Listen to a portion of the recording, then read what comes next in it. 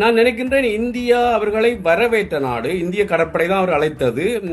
அந்த அனுமதி நீண்ட காலத்துக்கு அவர்களுக்கு தடுத்து நிற்பது இந்தியாவுக்கு சிக்கலை கொடுக்கக்கூடும் என்ற நிலைமையில் அந்த முடிவு எடுக்கப்பட்டதா என்று சொன்னால் அது அது இந்தியாவுக்கும் அமெரிக்காவுக்கும் இடையில பெரிய ராஜதந்திர முறுகலை ஏற்படுத்தலாம் என்ற ரீதியில் இந்தியா கப்பலை வெளியேறுமாறு கேட்டுக்கொண்டதா என்ற ஒரு கேள்வி எழுகின்றது இங்கே. என்று சொன்னால் இலங்கை இதுக்குள்ள மூன்றாவது நாடு.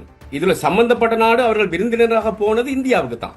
ஆகவே அவர்களை கூடுதலாக அனுசரிக்க வேண்டிய கட்டத்தில் இந்தியா இருந்திருக்கு என்பதை யாரும் மறுதளிக்க இயலாது.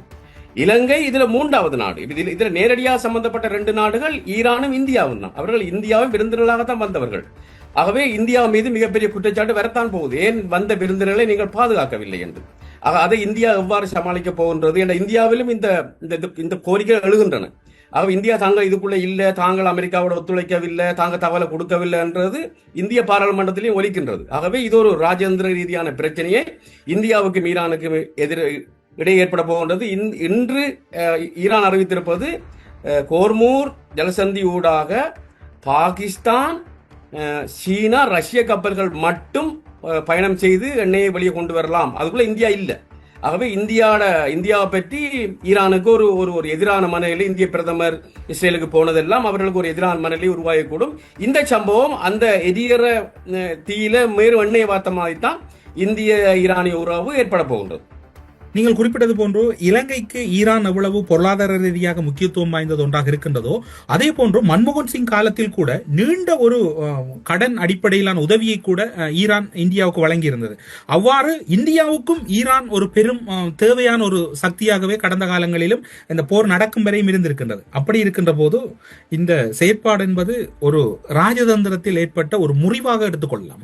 ஈரானில் உள்ள ஒரு முக்கியமான துறைமுகத்தை அபிவிருத்தி செய்ய வேண்டிய பொறுப்பை இந்தியா எடுத்தது. ஆனால் நிலைமை மோசமடையும் போதுதான் இந்தியா அந்த கடந்த வரவு செலவு திட்டத்தில் அந்த நிதியோடு அந்த துறைமுகத்தை அபிவிருத்தி செய்வதற்கான நிதியை ஒதுக்கவில்லை என்ற குற்றச்சாட்டு மனத்தாங்கல் ஈரானுக்கு இருந்தது உண்மை. இப்ப இந்தியாவுக்கும் ஒரு இக்கட்டான நிலைமை என்று சொன்னால் அமெரிக்கா வரி விதித்தது 40% மேலதிகமான வரி விதித்தது, 50% வரி விதித்ததெல்லாம் உங்களுக்கு தெரியுமா? இந்தியா மீது கடுமையான அழுத்தத்தை அமெரிக்காவும் கொடுக்கின்றது. ஆகவே இந்த இடத்துல ஈரானுடைய பெட்ரோலியத்தை வாங்கும் ரெண்டு முக்கியமான நாடுகள், மிகப்பெரிய சந்தையை கொண்ட நாடுகள் சீனாவும் இந்தியாவும். இப்பொழுது இந்தியாவுக்கு உண்மையிலேயே இக்கட்டான நிலைமை தான். ஏண்டா ஒன்று ஈரானையும் பகைக்க இயலாது, அதே நேரம் அமெரிக்கா மிகப்பெரிய சந்தை, அதே நேரம் வரி அமெரிக்காவோட வரி விதிப்பு 50% இருந்தால் இந்திய பொருளாதாரம், இந்திய மக்களுடைய வாழ்க்கை பாதிக்கப்படும். ஆகவே ஒரு இக்கட்டான நிலைமையில யாரே ஒரு ஆள் பக்கம் சார வேண்டிய கட்டத்துக்கு இந்தியாவும் தள்ளப்படுது. ஆகவே இங்கே தன்னுடைய நலன், தன்னுடைய மக்களுடைய நலன் தான் எல்லா நாடும் பார்க்கின்றன. ஆகவே இந்த இடத்துல திரிசங்கு சொற்க நிலையில இந்தியாவும் இருக்கு.